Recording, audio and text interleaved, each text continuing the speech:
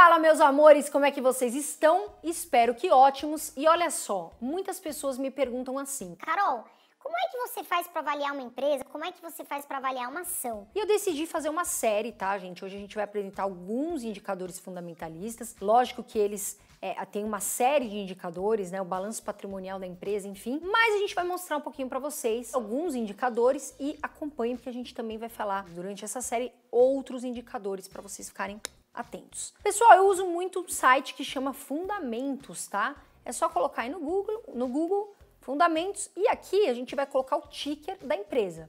Hoje a gente vai avaliar juntos a Itaúsa, tá, gente? Itaúsa. Deixa eu só colocar aqui, exibir. Ela que tem aí ações ordinárias e ações preferenciais, né? A gente vai colocar na Itaúsa 4, que são as preferenciais, ações preferenciais.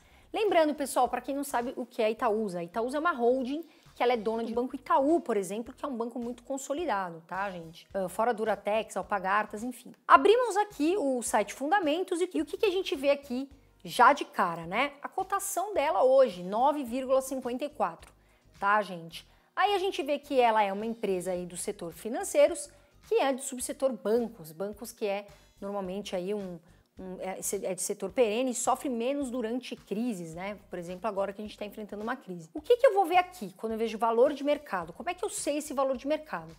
Antes de mais nada, gente, quando você colocar aqui do lado tem um pontinho de interrogação, que é onde aparece para vocês o que significa exatamente aquilo. Então, o valor de mercado, como está escrito aqui, você vai calcular o número de ações, que está bem aqui, tá vendo? Vezes a cotação do dia, tá bom? E aí a gente vai ter o valor de mercado.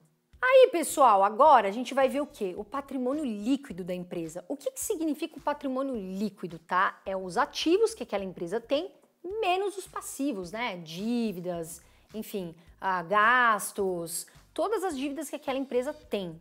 Bom, aí a gente vê aqui embaixo o patrimônio líquido, né? Que tá em média aí de 51, tá, gente? 51 aqui, eu vou pôr vocês vão ver aqui o valor, mas vamos falar aproximadamente aí um patrimônio líquido de 52 bilhões. Aí você vai me falar, mas Carol, o valor de mercado dela tá aproximadamente ali 80 bilhões, né?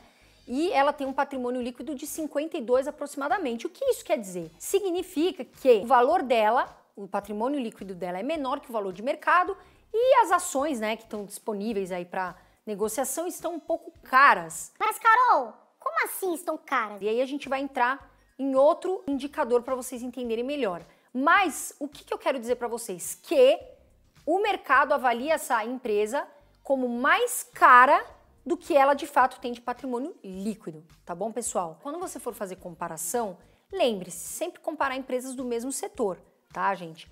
Banco com banco, elétrica com elétrica, enfim, porque muda muito os indicadores fundamentalistas. E aí a gente vai vir aqui para o P sobre VP. Lembra o que eu falei? Fique tranquilo, porque quando você põe no ponto de interrogação aqui no Fundamentos, aparece perfeitamente o que significa cada indicador, tá, gente? Então vamos ler aqui rapidinho P sobre VP.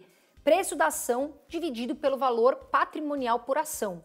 Informa quanto o mercado está disposto a pagar sobre o patrimônio líquido da empresa. Ou seja, o mercado está pagando, né, 54% a mais do que a empresa apresenta de patrimônio líquido. E aí você vai me falar, Carol, qual é um P sobre VP ideal? Veja bem, para mim, Carol, de 1 a 1,5, tá, gente? A gente tá falando aqui de 1,54. Por quê? Se o P sobre VP tiver em 1, significa que você está pagando um valor ali da ação, né, justo referente ali ao valor patrimonial.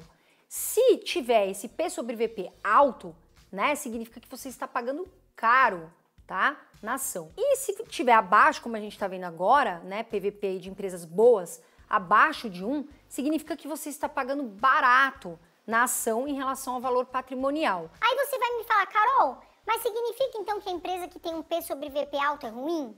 Não. E é por isso que a gente fala que tem que se avaliar em conjunto todos os indicadores. Por exemplo, a WEG. A WEG ela tem um P sobre VP alto, por quê? E ela é uma empresa de motores, ela é líder de mercado e ela tem um valor de mercado que as pessoas acreditam muito. Mas ela é uma empresa ruim? Nunca. A WEG é uma empresa excelente. E é por isso que a gente fala que tem que se avaliar todos os indicadores juntos. Tá bom, pessoal? Aí, meu amor, outro ponto que eu gosto de olhar, outro indicador, é o ROI, tá? Lembra o que eu falei? Você coloca aqui no ponto de interrogação, já aparece, que é o retorno sobre o patrimônio líquido. Quando você ouve aí Return on Equity, né? Às vezes as pessoas falam em inglês. O que significa isso? Que é o retorno sobre o patrimônio líquido que a empresa tem, ou seja, ela mesma investe, né, com os recursos dela e quanto que ela tem de retorno. Então, o ROI aqui está em 17%, tá? Um ROI positivo para nós é acima de 10%. Mas lembrando, né, pessoal, e isso depende de setores, tá? A gente aqui está avaliando a Itaúsa. Os investimentos que ela mesma tem, tá? Que ela mesma faz na empresa, são positivos. Tem um bom retorno aí, que faz com que o ROI seja 17%. E aí, pessoal, a gente vai para um indicador fundamentalista que é muito importante também, que é o PL, tá? Quando vocês escutam PL. O que significa PL? É o preço da ação dividido pelo lucro, né? Por ação. De uma forma mais objetiva, para ficar mais claro, é quantos anos você demoraria para ter o retorno do que você investiu. Aqui no caso Itaúsa, a gente vê aqui que são 9 anos em média. Eu gosto de empresas com PL até 10, tá? 10, 15. Mas o que a gente pode falar? Que tem empresas que têm um PL que estão acima, muito acima de 9, como a Magazine Luiza, e que as pessoas acham cara, né? Algumas pessoas falam, tá muito esticado o valor. Mas, porque ela tem um PL alto, mas eu gosto da Magalu, eu tenho um pouco da Magalu na carteira e ela tem um PL alto, então não significa sempre que porque o PL é alto, a empresa seja ruim. E aí a gente vai olhar um outro dado aqui, um outro indicador, que é o dividend yield, tá, gente? Olha só, o dividend yield da Itaúsa é 9,1%, é um dividendo alto, né? Dando lambada aí na taxa Selic. Carol, mas toda empresa tem que olhar se paga bom de dividendos? Não, depende do que você procura. Normalmente, empresas mais sólidas aí, que já estão, né, há mais tempo na bolsa, normalmente essas empresas pagam bons dividendos. A gente tem empresas que pagam bons dividendos e empresas que reinvestem os dividendos, né? Porque elas estão querendo o quê? Valorizar, elas estão querendo crescer, né? Que é o caso de, por exemplo, small caps.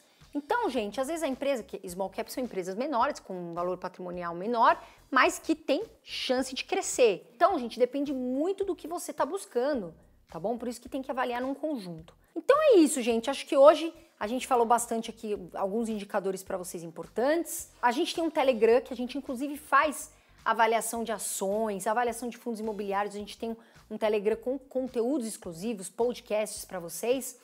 A gente vai deixar aqui embaixo, né, Catochinho, o link para vocês. É gratuito, tá, gente? Entra lá no nosso Telegram, na nossa comunidade. E por hoje é só, tá bom, gente? A gente vai voltar com novos vídeos, com novos indicadores para vocês. Sempre para vocês avaliarem com calma. Fiquem com Deus, a gente vai superar essa crise, fiquem tranquilos, porque o Brasil vai sim voar e voar muito. Tá bom, gente? Um beijo de luz, fiquem com Deus e voa, Brasil!